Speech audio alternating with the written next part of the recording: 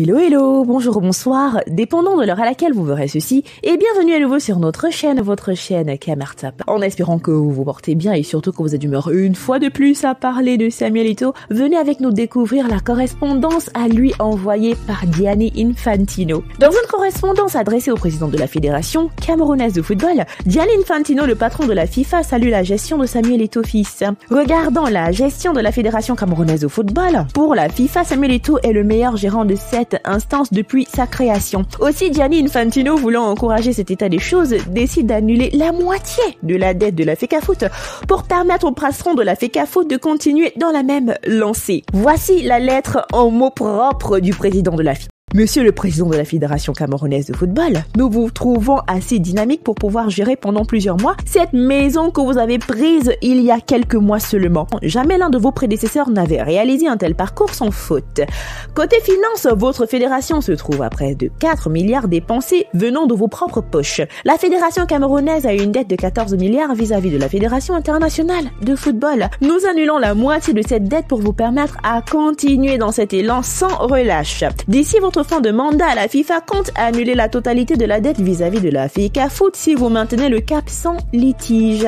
Veuillez agréer, monsieur, l'expression de notre très grande considération, a écrit le patron de la FIFA lui-même. Il faut rappeler que c'est le 11 décembre 2021 que Samuel Eto'o fils a été élu président de la FECAFOOT.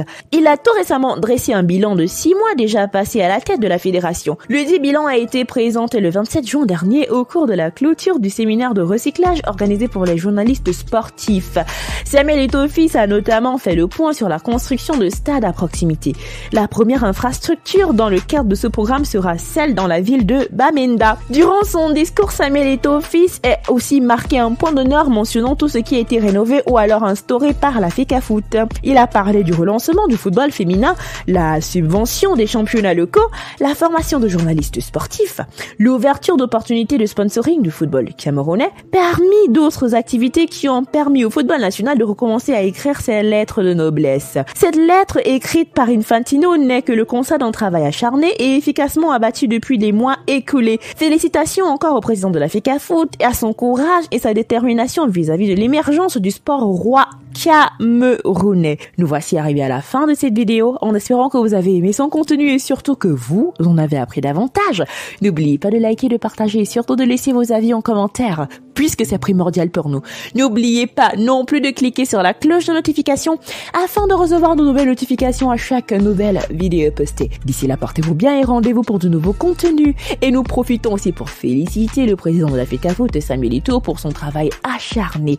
L'équipe de Kamertap souhaite lui dire bon courage. Rendez-vous pour de nouveaux contenus. Bye!